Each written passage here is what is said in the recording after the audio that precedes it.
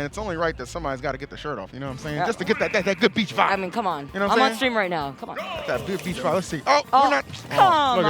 Come look on. at that. Cop out. What's crazy is that, like, other than like the slightly discolored black, like what do you see here that's different with the coats? You know what I mean? The best thing we're gonna have to identify them is definitely the tags. Obviously, Tweek always using the version 2. Asked him about that one time. I said, "What is that?" He said, "That's just the next step in my character crisis process." I'm like, okay, because Tweek, he just plays dang near everybody he wants to. So here we go, game number 1, Sephiroth Ditto. Not the thing you might have been expecting to see, but hey, expect the unexpected here at the Panda Cup. They're just kind of keeping their distance between. This is the thing, nobody really wanting to commit just yet. Neutral interactions kind of being pretty generous between the two. You know what's interesting about that too is I feel like as the meta has gone on, Tweek himself has said this, where he thinks that it's going to turn into a much more patient, campy gameplay as the meta of Ultimate progresses, because there is so much reward towards defensive gameplay than being aggressive, and it's really shown that with a lot of other characters that are in that discussion, like Steve, for example, there too.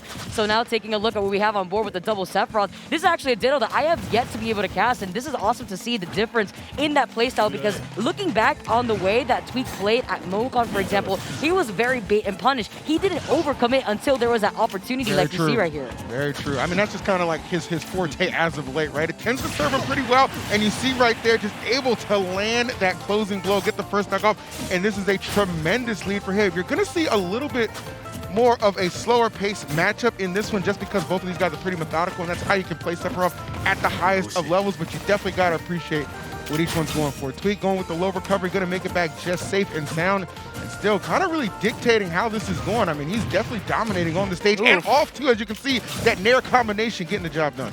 Looks so scary too, the way that he was able to just carry him up as like an elevator here. Tries to call out the jump, gonna find the opportunity off of that reflex to just get that free grab right here. Say something, if that's an elevator, I'm taking the stairs, okay? Because that was frightening. Oh, so much space too covered. It's like almost like a wall right there while you're getting juggled all the way up to space here. You want no ride on this. Not at all. Ooh, okay, able to kind of clip him, but not going to be enough to get rid of this stock. Tweek just so menacing, always just hanging around, and Overlade, we know how talented he is, but really just no answer for Tweek right now. There's a big counter, and it's going to get rewarded. Has definitely thrown that out more than a few times. Finally, though, able to catch Tweek off guard when he needed it most. Overlade is also a veteran and a coach himself, so he's seen a lot of Tweek overall in his career. He's been playing some Brawl, right? Exactly, yeah, he is a veteran. Like, he is quite literally molded within the scene, so he understands what's at stake here, but also the way that he needs to try to contend to Tweek here, too. 100%. Nice. He's not getting called off guard that time. Maybe showed that hand a few too many times. Tweek just being patient, going to finish it off with the dash attack, and now a full stock lead. This first game looking really solid. Something to note too is that Overlade really does like to play by the ledge, but is that really going to work in your favor against a player like Tweek here? You can see the patience as he just waits out on the recovery too, tries to hold on to roll distance, just try to cover Lade here. Yeah, one thing about Tweek, I mean, this kid, he's played against, we talk about just veteran presence. He's played against the best of the best, and he's beaten them too. So there's really no kind of style that you can throw at him, I feel like, that's going to actively just catch him off guard. He's been doing this for a very long time. We mentioned Overlade being around since Brawl. Well, Tweek, too. Obviously, he was only like 12 or 13 when he started competing in that. So yeah, he's definitely a young buck for sure. But yeah, man, he's definitely put in his time as well. See the domination right now continuing, but that is a big catch right there.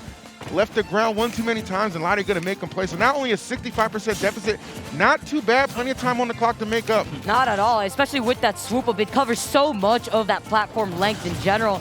Love the way he's playing patiently, but here comes Tweek with those double uppers to try to cover in case he wanted to DI into the stage. Love the patience on the ledge, get up there too, to utilize the invincibility to negate right through that hitbox too. Definitely. All right, we are coming down to the closing moments. This is where Tweek gets a lot of mileage, getting you pinned down. And yeah, that's going to do it. That's what I'm saying. Like, anytime he's got you pinned towards that ledge in those precarious situations, it can be tough because you might get back, but you're going to get taxed so much percent in a lot of those interactions for sure. And in that case, just obviously a little too high to survive that back air. Good closing blow and a good opening bout for Tweek.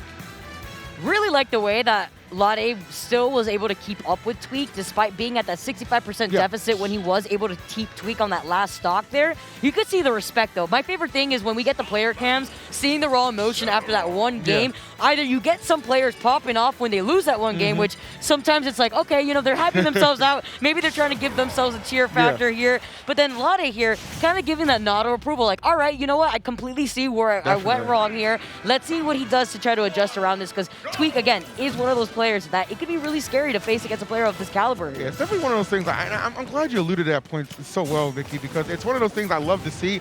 Because the show of respect, you know, you can approach a competitive game one or two ways, right?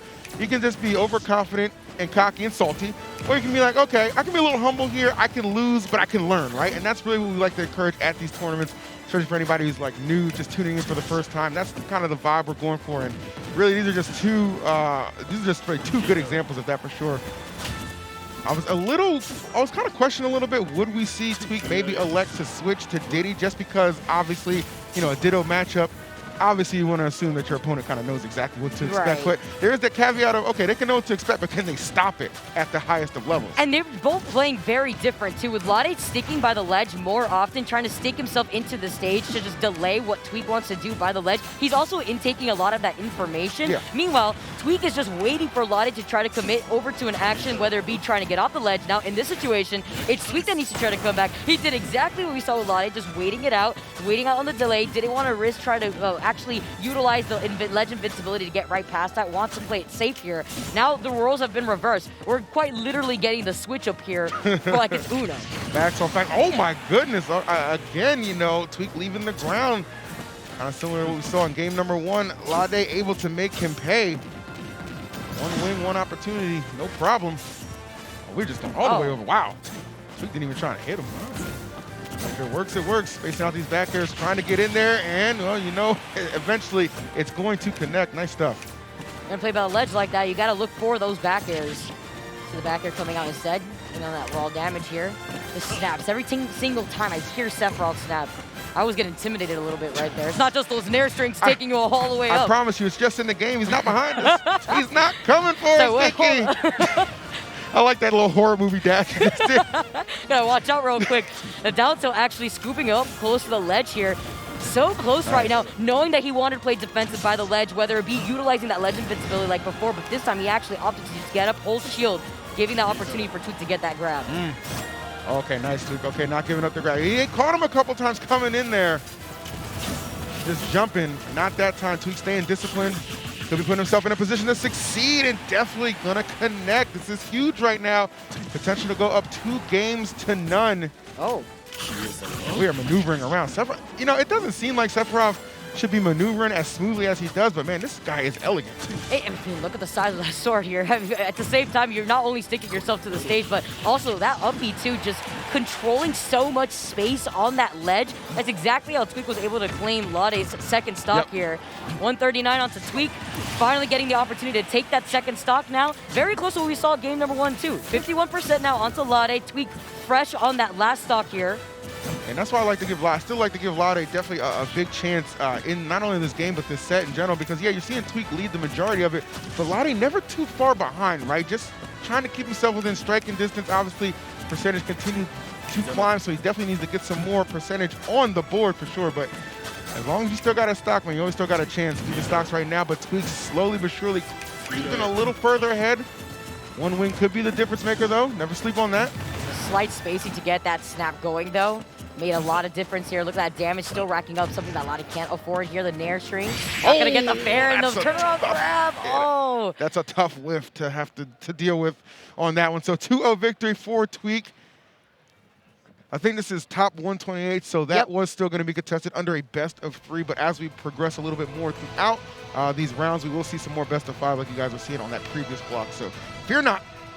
is definitely going to get down to the wire. But yes, 2-0 win for Tweek, man. Sephiroth ditto. Don't see that too often, No. Vicky, but did not disappoint. I loved it too because you saw that Lade was approaching it with the opportunity to learn. I mean, just look at the way that he's talking to Tweek here. I think this is really important, especially when you kind of shake off that loss. Yep. You know, you just lost to Tweek right here in the Sephiroth ditto. This is probably your first time getting the opportunity to figure out how another Sephiroth plays in a different way, in a different pacing than yourself. Because again, like we highlighted before, we saw Lade earlier on in the bracket, and Lade does like to play very close to the ledge. Yes. He likes to stick himself onto the side of the stage on purpose to see what his opponents are going to do to deal with the fact that he is by the ledge, and he prefers to play by the ledge like some 100%. players do.